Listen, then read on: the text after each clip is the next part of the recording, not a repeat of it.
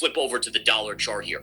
This is the drop in the US dollar. This is the biggest drop in years in such a short period of time in the US dollar. It is cratering. Now, part of this has to do with intervention into the Japanese currency, the yen market, trying to stabilize the yen. But what I'm seeing here is that this is the start of something that's not going to be solved by a little intervention. This is going to be something that is going to kind of become a snowball down the mountainside. So it starts out small with a little intervention, right? But it gets bigger and bigger. And ultimately, the U.S. is basically part of what's going on here is selling from global powers. They're dumping dollars. But then also the U.S. is intervening, weakening the dollar against the yen. And those all work in the reverse in terms of the dollar getting weaker because the U.S. imports a majority of its stuff. It means outside U.S. imports become more expensive. And that is inflation. So inflation is going to start to bubble up here. And if the numbers don't, then there's something that should be, we should all question these numbers just a little bit if we don't see it. And I'll tell you why. Not only because of the dollar weakening, but also because copper all-time highs, silver all-time highs. I mean, all of these things, even live cattle, beef prices, all essentially at all-time highs. All of this is going on. You can't tell me inflation's not going to uptick, right? And we've already been suffering under this inflation nastiness for years. All right, going back to the dollar, this is the problem here. If we look at the U.S. dollar and we go to our weekly chart, we're on the precipice of a massive breakdown in the dollar, right? It's right in this range. So yeah, granted, we're still holding that range. Maybe we'll bounce off like we did over here, and then we here, and then here, and then here, right? All these levels. Here it was again, bouncing off, and here we've tagged it. But the problem is this, is that at some point you weaken this trend line by hitting it so many times. If we break below this, the dollar goes into a semi-free fall. So listen, how much intervention can we do in Japan? All right, maybe this time it works. Maybe the dollar bounces. But what if we have to intervene again, which is most likely going to happen? What happens when more countries start to the de-dollarization process, and they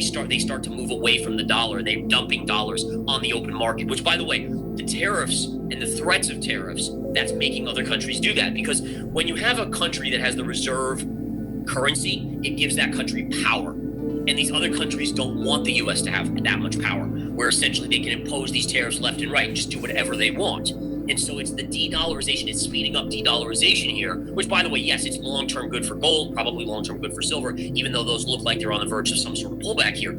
But ultimately, it doesn't matter. This factors into something that's bigger here. And I do think that you're looking at a stock market that's at a pivotal junction here, where it's either going to start to pay attention to what we've been talking about and absolutely collapse, or we're going to go into the final blow-off top phase of the market, which either way results in a big collapse. It's just a matter of, does it occur here, or do we have that final blow-off top candle up here, like on silver, for instance, and then we have the bigger collapse back down? Either way, the market's end game is going to be to the downside. Really what we're watching is, does it start in the near term here at this pivotal junction right here? Now, other factors to watch as well is the U.S. 10-year yield. The U.S. 10-year yield broke out. Now, contrary to what everyone's hearing about, where we're hearing, oh, well, new Fed chairman coming in, he's going to lower rates. Doesn't matter.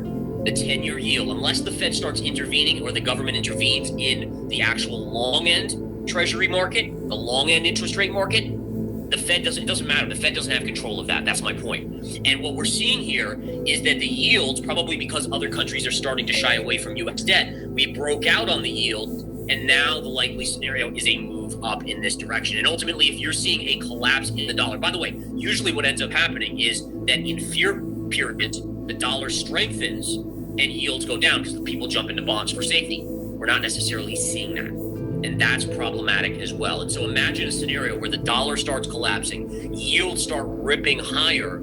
That's your case for catastrophe in the markets. Now, listen, you might say, what does that have to do with the stock market? It's all intertwined. It's all money. It's all money. It's all liquidity. And when money gets scared from these other factors, it absolutely will reverberate through other areas. Keep an eye on this, guys. This is major stuff that we are witnessing. Normally, I wouldn't do a video just on the S&P, the dollar, and the 10-year, but we are at a pivotal level here. And in the next week or two, we will know one way or the other. Is a collapse beginning, or are we going to gap above and make that final God candle, if you will, that massive move up, that final blow off top in the markets? But we are here. Watch this happen here over the next week or two.